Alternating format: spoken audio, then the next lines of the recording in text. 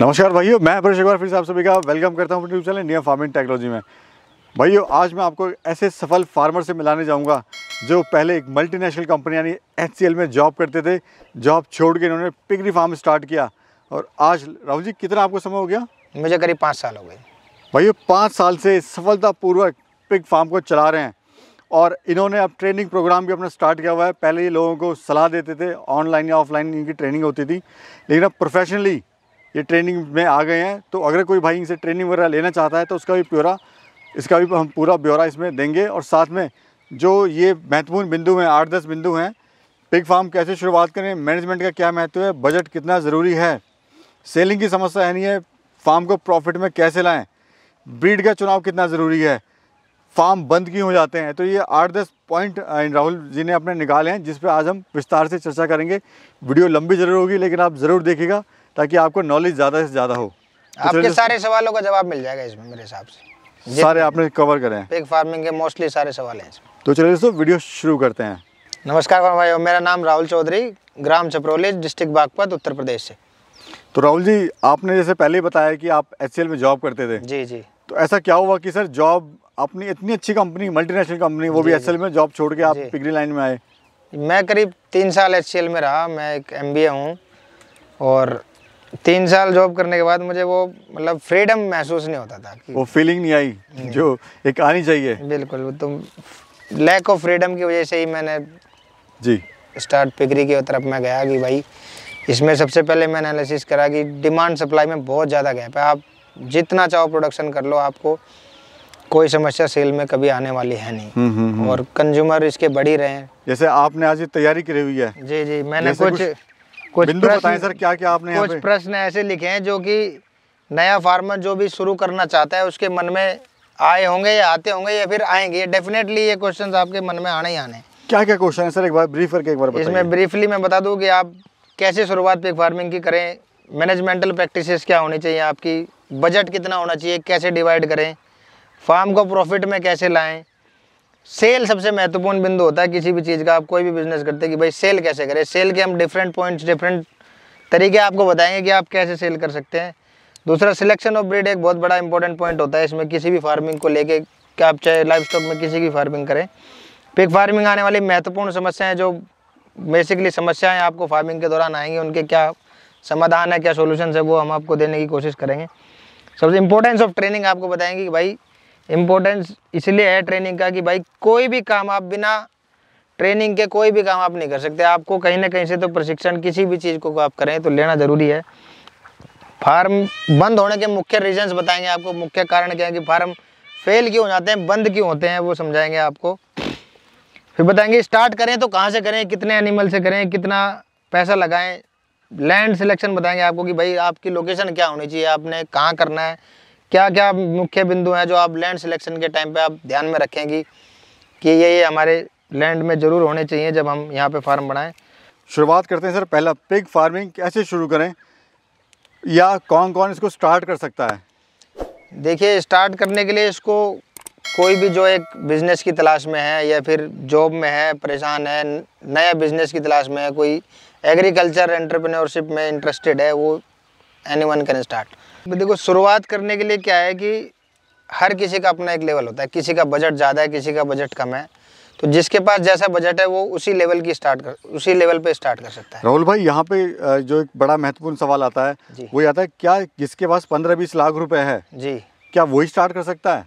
नहीं, ऐसा कुछ नहीं है। जिसके पास इतना पैसा नहीं है वो भी स्टार्ट कर सकता है। स्टार्टिंट तो आप कहीं से भी कर सकते हैं, जरूरी नहीं है कि 15-20 लाख ही होने चाहिए। कोई अगर गरीब है जी, उसके भी सपने पिगरी से जुड़े हुए हैं जी जी, क्या वो स्टार्ट नहीं कर सकता? बिल्कुल कर सकता है।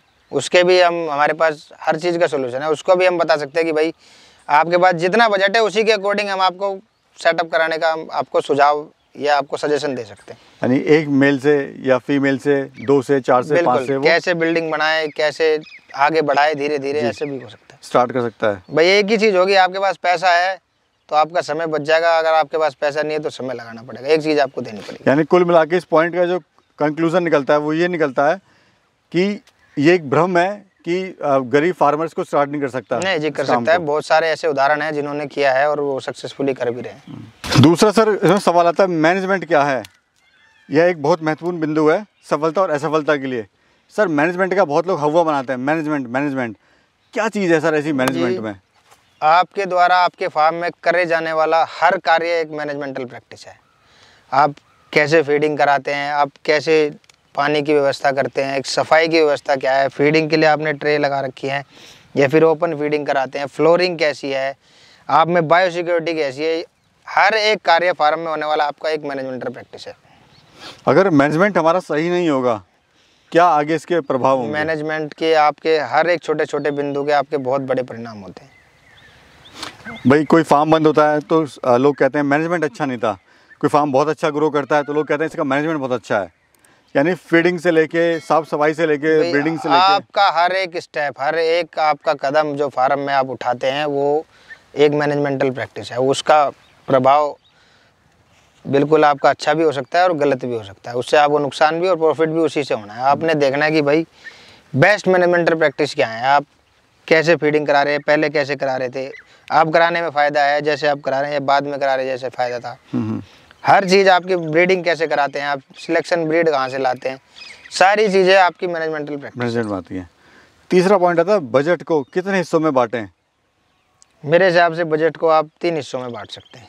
आप 25% बजट आप बिल्डिंग में लगा सकते हैं और 25% आप एनिमल परचेज करने में और 50% आपको फीड के लिए रखना चाहिए। बैकअप बहुत इंपॉर्टेंट है। मोस्टली फार्म बंद ही होते बैकअप की वजह से।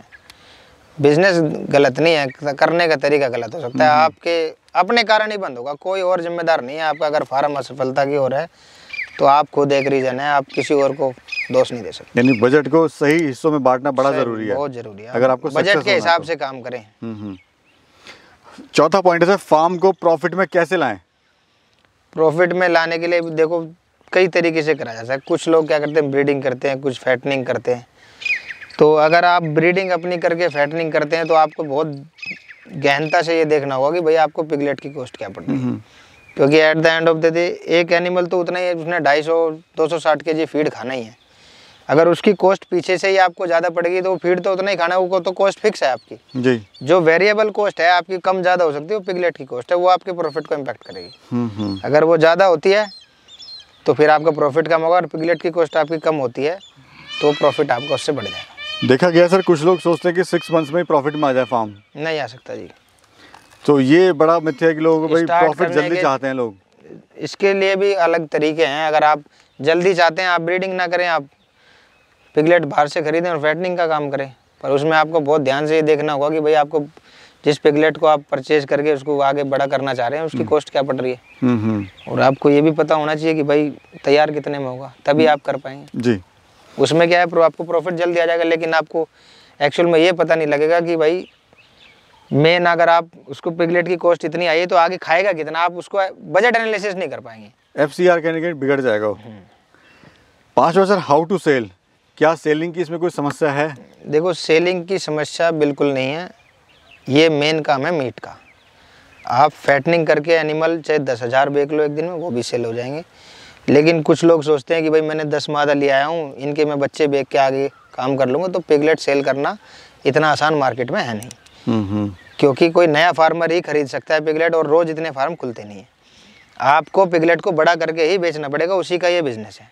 अगर आप सोचें कि भाई मेरी प्रेग्नेंट फीमेल बिक जाएगी, मेरे तो पिगलेट बिक जाएंगे, वो नहीं बिक पाएंगे, इतनी उनकी मार्केट नहीं। मैं ये नहीं कहता बिकते नहीं, बिकते हैं, बहुत बिकते हैं, लेकिन आप इसको मेन स्ट्रीम बिजनेस नहीं ले सकते। मेन स्ट्रीम बिजनेस आपका फैटनिंग करके मीट के लिए एनिमल सेल करना है। मेन मुद्दा ये है कि किसी के पास अगर माल तैयार है जी, तो क्या उसका माल बिक पाएगा? मेन मुद्दा ये है, सेलिंग का तो ये है कि क्या वो माल अपना बिक पाएगा। माल तैयार है, बिल्कुल उसमें कोई दिक्कत नहीं, बिकने में कोई समस्या, कोई फार्मर नहीं कर सकता, कोई ऐसी समस्या नहीं। आपकी नॉलेज में कहीं ऐसा हुआ हो कभी? नहीं, ऐसा कभी नहीं हुआ। भाई डिपेंड कर सकता है कि भाई आपकी क्वांटिटी कितनी है, क्वांटिटी पे आपको रेट का डिफरेंस हो सकता है। आपके पास ज़्यादा जानवर है, आपको अच्छा रेट मिल सकता है, आपके पास कम जानवर है, ये डिपेंड करता है कि भाई जो ट्रांसपोर्टर है, जो ट्रेडर है, उसकी ट्रांसपोर्टेशन कॉस्ट क्या लगेगा।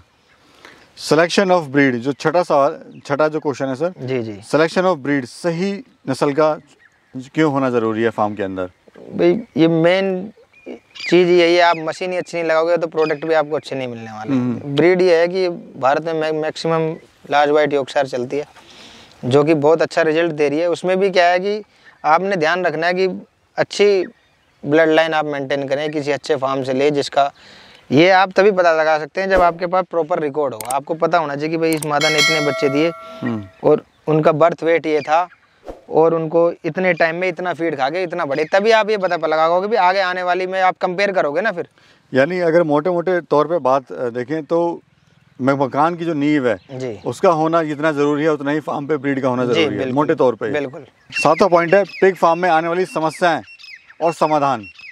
चाहे जो नया फार्मर देखा गया है वो खोल तो लेते हैं लेकिन उनको पता नहीं होता कि इसमें क्या क्या चुनौतियाँ आने वाली हैं, जो बाद में जाके एहसास होता है कि काश हमने इसको भी समझ लिया होता, मैं नुकसान में नहीं होता। वो क्या क्या सर चुनौतियाँ आ सकती हैं, आने वाली हैं? मेरे हिसाब से जो मैंने ऑब्जर्व करा है कि जो नए फार्मर फार्म में खोलने के लिए आते हैं मैक्सिमम पैसा बिल्डिंग में लगा देते हैं, बाद में एनिमल कम लाते हैं, फीडिंग के लिए पैसा नहीं बचता, वो भी उनका फिर लॉस में जाने का एक बहुत बड़ा कारण बनता है। तो आपको स्टार्टिंग से ये पता हो, किसी आप अच्छे बंदे से गाइडेंस ले कि भाई कितना पैसा बिल्डिंग में लगाऊं, कितना एनिमल लाऊं और मैं कितना बैकअप अपने पास रख सकूं। जी, मेन प्रॉब्लम ये होती है कि बिल्डिंग में आप मैक्सिमम पैसा लगा के बैठ जाते हैं, क्योंकि बिल्डिंग आपको कमा के नहीं देगी, एनिमल देगा आपको कमा के। बिल्कुल, बिल्डिंग तो आपकी फिक्स कॉस्ट है, एक बार लग गई भाई। ये भी नहीं होना चाहिए कि कम से कम में आप उनको मतलब भाई सर्दी गर्मी और बरसात से तो आप बचाएंगे। बेसिक तो आप कर ही सकते हैं। बिल्कुल, ये भी नहीं है कि भाई बिल्डिंग का मतलब है कि आप ओपन में रख जाओ। हाँ, ऐसी व्यवस्था तो होनी चाहिए। मेरे क्या एक्स्ट्रा खर्चा, अगर कोई गरीब है तो वो छप्पर से अच्छे से बना के भी काम चला सकता है, कवर करा के बरसात पानी ठंड में उसकी बचाव हो जाए। बिल्कुल। 8वां और बड़ा इंपॉर्टेंट क्वेश्चन है, बहुत इंपॉर्टेंट है सर जी, ट्रेनिंग कहाँ से ले? अगर किसी स्कूल में कोई बच्चा जा रहा है, उसी स्कूल में शिक्षक ही अच्छा नहीं है पढ़ाने वाला, तो बच्चा फेल हो जाएगा। बिल्कुल बिल्कुल। तो क्या महत्व है सर ट्रेनिंग का? ट्रेनिंग मैं कहता हूँ कि इन सब पॉइंट्स में सबसे पहले ट्रेनिंग आती है, उसके बाद इनके बारे में हम बात कर सकते हैं कि आपने कोई भी काम शुरू करना है तो ट्रेनिंग तो ज़रूरी है। इसके लिए भी आप किसी गवर्नमेंट इंस्टीट्यूट से भी ट्रेनिंग ले सकते हैं। उसमें आपको क्या है, गवर्नमेंट इंस्टीट्यूट में प्रैक्टिकल नहीं कराए जाते इतने। हाँ, दोनों में डिफरेंस में जाना चाहता हूं सर। आपने तो गवर्नमेंट से ट्रेनिंग ली थी। गवर्नमेंट से ट्रेनिंग ली थी, मैं गुवाहाटी से भी ट्रेनिंग ली थी और बरेली से भी। तो वहाँ पे क्या है, प्रैक्टिकल मोस्टली नहीं होता है, वहाँ पे थ्योरेटिकल आपको समझाएंगे, उनके पास इतना टाइम भी नहीं होता, वो रिसर्च साइंटिस्ट होते हैं। तो मेरा मानना यह है कि आप किसी ऐसे फार्म से ट्रेनिंग लें या किसी ऐसे प्राइवेट जगह से जहाँ भी आपको अच्छा लगे, कि जिसके पास एक्सपीरियंस अच्छा हो, जो काफ़ी टाइम से काम कर रहा हो, सपोर्टिव हो। हाँ, सपोर्टिव हो और प्रैक्टिकली करा सके। ट्रेनिंग का मतलब ये नहीं कि भाई आज ट्रेनिंग करके आप चले गए और उसके बाद आप अपने रास्ते और हम अपने रास्ते। हमेशा ये होना चाहिए ट्रेनिंग के बाद भी आपको सपोर्ट मिलती रहे हमेशा। ये तो है नहीं कि आपने ट्रेनिंग में सब कुछ सीख लिया, 2-3-4 दिन में आपको कोई सब कुछ नहीं सिखा सकता। आपको डेली फार्म में नई समस्याएं आएंगी और नई समस्या के लिए सोल्यूशन आपको चाहिए। तो कोई बंदा ऐसा होना चाहिए जो सपोर्टिव हो, जिसको आप समस्या बताएं और वो आपका समाधान दे सके, हेल्प कर सके आपकी। तो कहीं ऐसी जगह से आप ट्रेनिंग ले सकते हैं। फार्म कंस्ट्रक्शन जो है एक बहुत बड़ा टॉपिक है, नहीं तो आप उसमें इतना पैसा लगा देते हैं और आपको फिर बाद में वो दोबारा बनवाना पड़ता है, आपको नुकसान हो जाता है उसमें। तो आपको कोई एक्सपीरियंस बंदा ये बताएगा कि भाई फार्म का आपका स्ट्रक्चर कैसा होना चाहिए, आपने खोर कैसे बनानी है, फ्लोरिंग कैसे करनी है, निप्पल कहाँ लगना चाहिए, छोटे बच्चों के लिए कहाँ लगना चाहिए, बड़ों के लिए कहाँ लगना चाहिए, कितना एरिया एक पिग के लिए आपको रिक्वायरमेंट है, क्रीप रूम का क्या इम्पोर्टेंस है, वो बनाना चाहिए नहीं बनाना चाहिए, गार्ड रेल आप ब्रीडिंग उसमें लगाते हैं, उनका क्या इंपॉर्टेंस है, वो क्यों लगाना चाहिए। तो ये सारी चीज़ें आपको कोई अनुभवी बता पाएगा। यानी ऐसे बंदे से ट्रेनिंग लें जो आपको फार्म सेटअप करके भी दिलाए और बिल्कुल और प्लस बाद में सपोर्ट करे, बाद में भी सपोर्ट करे और आपकी पूरी हेल्प करे। तो राहुल जी, आप भी क्या ट्रेनिंग देना स्टार्ट कर रहे हैं क्या? मैं ट्रेनिंग बहुत पहले से दे रहा हूँ। अच्छा। लेकिन कभी ऑनलाइन गया नहीं मैं। और आज आपको सुन के खुशी होगी कि मैं भी नेक्स्ट वीक से एक बैच स्टार्ट कर रहा हूँ ट्रेनिंग के लिए। अब तक मैं ऑफलाइन अपने कॉन्टेक्ट्स में ही ट्रेनिंग देता था जी। और अब मैं जो और लोग हमसे जुड़े हुए हैं प्रोफेशनली जो बहुत फार्मिंग करना चाहते हैं, आपके चैनल पे आज मैं एक अनाउंसमेंट करना चाहता हूँ कि हम ट्रेनिंग की शुरुआत कर रहे हैं नेक्स्ट वीक से। क्या क्या शेड्यूल रहेगा सर ट्रेनिंग का? ट्रेनिंग का शेड्यूल हमारा 4 डेज़ का रहेगा, जिसमें कि हम 3 डेज़ में आपको 80% तो प्रैक्टिकल कराएंगे और 20% आपको थ्योरेटिकल बताएंगे और लास्ट में फ्राइडे को मॉर्निंग में हम आपको स्लॉटरिंग सिखाएंगे। अच्छा, स्लॉटरिंग भी सिखाएंगे? हाँ, हम आपको स्लॉटरिंग सिखाएंगे कि आपने आज तक एनिमल केवल लाइव ही बेचते हुए देखा है, कि हम आपने सीधा खड़ा सुअर देखा, हम आपको अंदर उसके क्या क्या होता है, क्या क्या पार्ट्स होते हैं, कोई अगर इलनेस में भी या डिजीज़ में भी कोई आपको अगर प्रॉब्लम आ जाए फार्म में, तो उसको आप स्लॉटरिंग करके भी या सेल करने के पर्पज़ से भी आप कारणों का भी पता लगा सकते हैं कि भाई इसकी मृत्यु का कारण क्या था। और कितने दिन की सर ट्रेनिंग होगी? 4 डेज़ की। 4 डेज 4 डेज़ में आपको 3 डेज़ फुल होगी और जो 4th डे होगा हमारा, उसमें हम आपको 2 घंटे की लाइव स्लोटरिंग दिखाएंगे, आपको करके दिखाएंगे आपके सामने कि कैसे स्लोटरिंग होती है, क्या क्या अंदर होता है, किस ऑर्गन। आपको एक्चुअल में ये पता लगेगा कि आपने जो एनिमल तैयार किया है उसका लाइव वेट कितना है और कंज्यूमेबल वेट जो मीट के लिए है वो कितना है। नवा पॉइंट है सर, फार्म बंद होने के मुख्य कारण क्या होते हैं सर? मेरी नज़रों में जो मैंने ऑब्ज़र्व किया है, मुख्य कारण है लैक ऑफ नॉलेज और लैक ऑफ बजट। आपका जो एनालिसिस होता है बजट का, वो आप सही तरीके से नहीं कर पाते हैं। आपको ये नहीं पता होता कि भाई आने वाले बजट प्लानिंग क्या होनी चाहिए, मेरे पास कितने एनिमल पैदा होने वाले हैं और कितने बजट की मुझे रिक्वायरमेंट होगी। लेबर के ऊपर भी कुछ लोग फार्म को छोड़ देते हैं, जिससे भी उनके फार्म में बहुत दिक्कत आती है, क्योंकि लेबर को इतनी नॉलेज है नहीं। आपको लेबर को बताना पड़ेगा कि क्या करना है। तो सर बेटे कितने एनिमल से सर स्टार्ट करें फार्म? आप मेरे हिसाब से स्टार्टिंग अपने बजट के हिसाब से कर सकते हैं। आप शुरुआत करना चाहते हैं, आपके पास 15-20 लाख का बजट है, तो आप 10-15 फीमेल से स्टार्ट कर सकते हैं। लैंड का चुनाव?